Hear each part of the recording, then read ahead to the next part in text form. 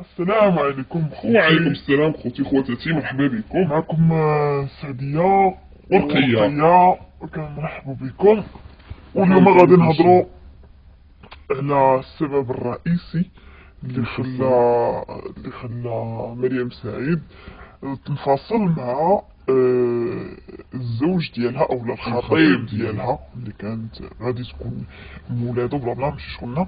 المهم الاخوان الى عقلتو يعني قبل ما يدخل سعد المجرد، قبل ما يدخل سعد المجرد للحبس، شنو علاقة سعد بمريم بعدا باش نتفاهم من الأول؟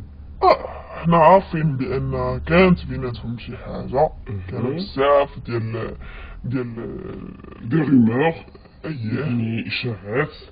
هذيك عطاك السرارقيه، بزاف ديال الاشاعات كانوا كيقولوا بانهم كانوا مع بعضياتهم. زيدون كانوا واحد الوقيته كانوا كيديروا شي تصاور اونصومبل وشي خرجات اونصومبل. المهم كنعرفوا عندنا واحد المعارف قريبه ليهم كانوا كيقولوا لنا بان كاينه بيناتهم شي حاجه، ولو ما تيبغيوش يبينوا قدام الصحافة او الرأي قدام الناس الى اخره. فان هذا.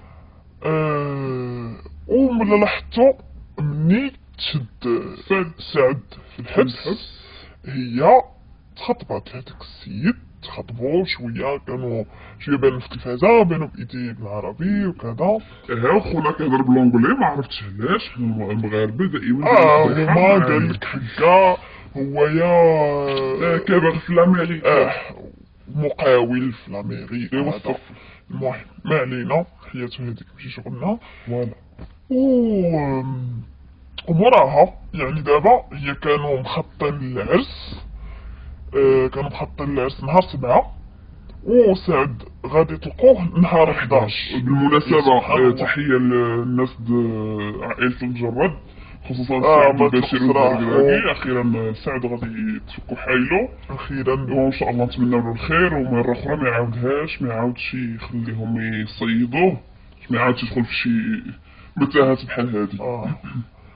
ايوا خوتي، وهي دابا على ما سمعنا بان فسخات الخطوبه مع هاد الاخ كريم، لان سعد الخبر الرئيسي هو ان سعد غادي تطلق سراحه ان شاء الله نهار 11. وهي كإنسانة يعني اللي كانت كتبغي ولا هادي ما الله أعلم يعني غادي هو علاش كتب هو في السناب ديالو، كتب بأنها لأسباب أخلاقية أو لأسباب إيتيك، زعما الأصل أو الأخلاق أو الله أعلم. تقدر تكون مثلا ناضت على ما قالوا ناضت الصداع معاه على ود غير هكاك، ما كاينش شي. ولكن اسمحي لي، لو كان راجل بصح ما كانش عليه يقول هكاك. اكيد يعني صافي تخطبتي يعني عفوا ما تتكلم عليك الاسباب الشخصيه وصلاه صافي تفرقتي وسالينا، ما عندكش علاش تقول انا اسباب اخلاقيه ولا اسباب كما هي كتبت في الانستغرام بان صافي يعني صلاحيه صافي. فوالا هو في هاد الناحيه ما. ولكن اللي كنت باغي نطرح انا واحد القضيه، مادامت هي كانت عندها شي علاقه مع سعد وغير سعد شد في الحبس قالت صافي خونا غادي يضرب شي سنين، قلبات عليه وجهها. حيت قالوا كانوا غادي يضربوا 4 سنين، كانوا غادي ياخذوا 4 سنين. فوالا الحمد لله القضيه خرجت طريفه، ولكن خاص سعد دابا اللي عارف كيفاش يشوف التعويض ديالو من هاد الخيتين اللي اتهماتو. المهم ما علينا، هذاك ماشي هو موضوعنا دابا. هي انا اللي بغيت نقول هو ان مريم تخلات عليه في واحد الظرف اللي داز منه صعيب بزاف، وغادي يجي هو دابا غادي يخرج شويه ديبريسيف. نتمنى على الله نكون غالطه في التوقعات ديالي.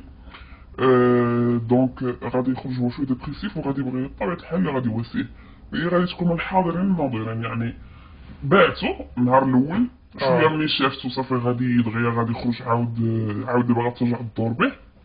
هي بصراحه ماشي فاعل، ولكن هذه ماشي فاعل بنات الناس زعما الا كانت بيناتهم شي حاجه ودارت هكا. كنتخيل معايا البنت كتقول غادي يقولوا انا غادي نبقى بايره دابا.